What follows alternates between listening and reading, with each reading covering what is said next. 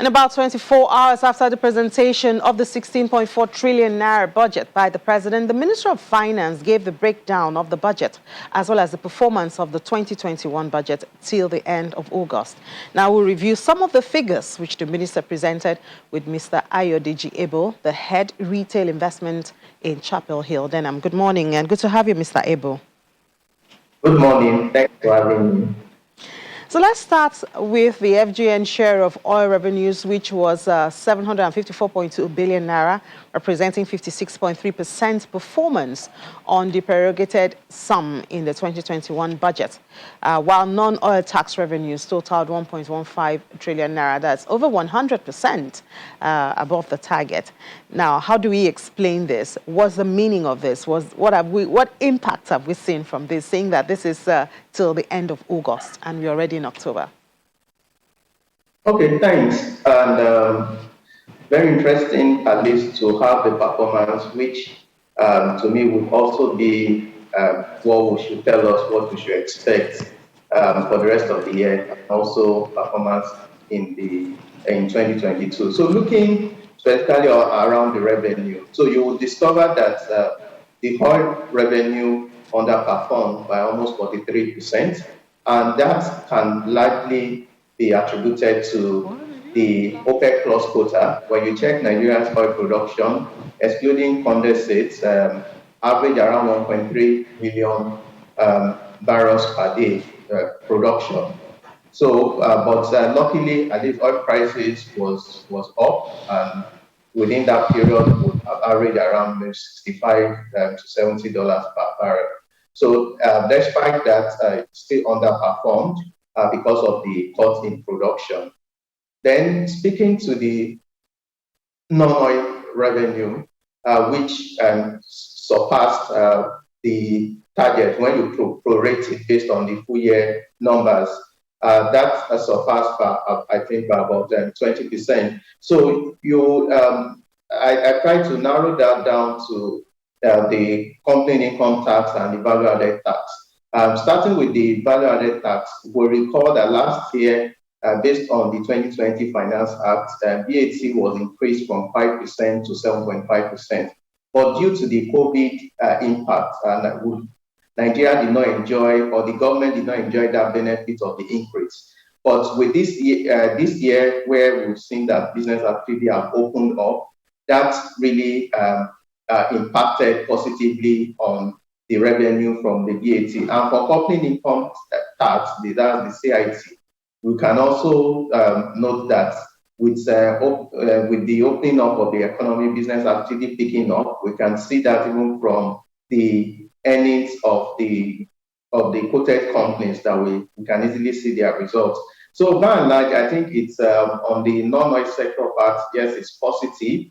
But when you look at the total revenue, still lagging behind the projection. And if you try to correct that and you want to annualize that for the end of the year, the revenue will stand around maybe 5.9 trillion naira, which is significantly lower than the projected of about 8 trillion naira, which would definitely increase the expected budget deficit for the year. Okay, so while we still look at, like you said, the end of the year, we may not have hit our target, but we see like you mentioned, the increase in value-added tax and the CIT, company income tax. Are these supposed to be impactful? Are we supposed to feel the impact in the economy? Are Nigerians supposed to feel the impact? I think, ironically, the impact is Nigerians are giving out. So when you look at VAT based on the cases that have been done, so it means that Nigerians are paying, or there's been demand for goods and services, and as a result, VAT has increased. But where we're supposed to see the impact is that if we can improve on the collection rates, and when we're able to also channel it to more productive sector, where the major challenge is now is that even with the increase in CIT and VAT, we're still lagging behind in terms of revenue. 3.9 trillion naira as at August compared to 5.4 that we should have brought in. So that will lead to significant rationing of the expenses. And as a result, it's really going to really impact negatively. Most times we know the major part of the expenditure, which is capital expenditure, that suffers the most. So I would say that what these figures, I think, speaks to us about is that yes, activities have increased in the past few months, and as a result of that, government is able to make more money from businesses, and this should be a major signal to even the federal government that if government can provide more conducive environment, more support for businesses, it means that can double, CIT can double, because as businesses do well, as Nigerians buy more, government will also be able to get more tax. All right, let's look at the expenditure side now. Records show that the expenditure was 8.14 trillion naira. That's 84% of what was supposed to have been spent out of 9.71 trillion naira. Now, 1.759 trillion naira had been expended on the capital expenses, indicating an underperformance. And we know that this is where we're supposed to have more focus if we want to accelerate recovery and growth in the economy. And it will also be good to connect this to the borrowings, because every time the government borrows, they connect it to infrastructural development. So how do we connect this now? Would we say that by the end of the year, since this is end of August, with the more borrowings we have done, we would see more growth or more input into the capital expenditure?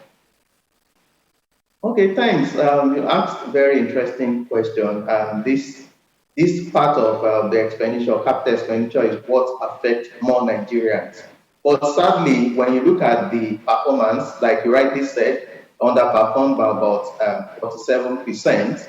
And what has been released so far is about 1.75 trillion compared to about 4.9 trillion that has been budgeted for. So you would agree that if we want to grow as an economy, this is the major area where spending should increase. So when you look at the line item, major line item for expenditure, capital expenditure carried the list. The target was around 29% of total expenditure, but currently it stands at about 20% of total expenditure. So it means that Nigerians are not really benefiting from the total spending. And if you try to juxtapose that with the borrowing, so borrowing so far, as stated in the report, is about 2.9 trillion naira. And out of that, about 807 from Ways and Means, which is the support from the CBN. When you look at the capital expenditure as a proportion of the borrowing, so you can see that rather than look at it as a proportion, I would say rather than look at it as a proportion of the borrowings. So you want to see what the actual revenue is. So actual revenue at 3.9 trillion so far, and government has spent 8.1 trillion naira as at August. You can see the gap. So it means that most of the funding that's being raised is being used for other used for non-capital related expenditure, and which is responsible for the low performance within that space. So I feel that for us to be able to grow, like you rightly mentioned, and for us to accelerate our growth rates, there needs to be more dedicated spending to capital expenditure. Yes, if you look at the 2020 proposed budget, I think about 1.7 trillion has been linked to multilateral borrowings that have been tied to projects. So that can easily be traced, and as long as government is able to access that funding, it means that those projects will be executed. So I feel yes, there's revenue constraints, but we need to see how we want to cut down on the expenditure to increase, cut down on non-capital related expenditure so that we can have more. And I would say what government can also do is to see how they want to phase out the subsidy angle, which I know it's very unpopular, but it can be structured so that the gradual phasing there can be a paper that is structured that whatever is saved will be moved to capital expenditure. And if Nigeria can see that this year we saved 2 trillion from subsidy, and we can link it to the capital to the spending in projects, then there will be more confidence to allow government to phase it out as we progress. But you can't just decide to take out subsidy without putting a plan to alleviate or reduce the impact on Nigerians. Well, you can say that again, Mr. Ibo, because I mean, even when you talk about, you know, the issue of debt servicing and borrowings, the debt stock has also been a major discussion. And so the government keep connecting it to infrastructure, and people are asking, okay, so where are these infrastructure? So this is an ongoing conversation, because another issue, of course, is the debt servicing of the expenditure. 2.87 trillion naira was for debt servicing and 2.57 trillion naira for personnel, including pension. So let's say, is it a source of worry? The Minister of Finance has over time told us we are in a safe place. Should we be worried from your perspective? I think the numbers can speak for themselves. So if we look at what the federal government most times always focus more is the ratio of our debt to GDP. But we can tell ourselves the truth. Is our GDP, want to tell ourselves the truth, is our GDP productive? What are we able to extract? The GDP is like the asset for a company. Are we able to sweat these assets to increase our income? The answer is no. So the best way to always to look at it is look at it as a proportion of your actual revenue, so that it gives you an idea of your ability to pay back. In corporate world, you would say you are looking at your interest coverage, you are looking at how your income can pay back your interest.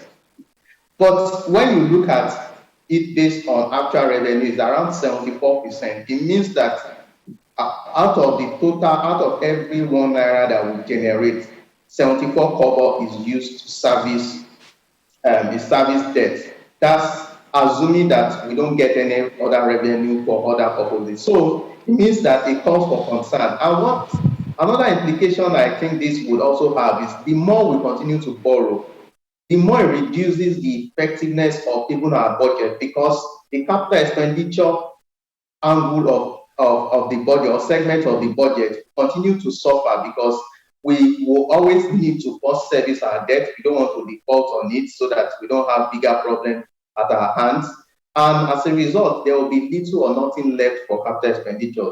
It's interesting that the infrastructure has been set up would also help improve reduce our infrastructure deficit this year once it kicks off. But I think we need to also always consider, beyond looking at it as a proportion of our GDP that is not very productive, then we need to focus on what the actual numbers is saying. You work from the actual numbers, look at past performances in the past 3-4 years. If there's nothing that you have put in place that you are very sure that would double that revenue, then I think that in terms of borrowings, yes, we will need to look for other means that we can use to raise borrowings, or even the little resources we should be used as counter funding, so that we can increase the multiplier effect of the little resources that we have. Well, a very worrying cycle there, Mr. Ibu, because the government has said we need to borrow, at least to even fund the budget. And then, like you noted, more borrowings reduces the effectiveness of the budget. And with that means we have less capital development or expenditure, which of course means less infrastructure, which could affect the economy. So we do hope that we'll get out of this cycle in the nearest future. Thank you so much, Mr. Ayodije, for joining us this morning. Head Retail Investment, Chapel Hill. Then enjoy the rest of your day. And you too. Thank you for having me.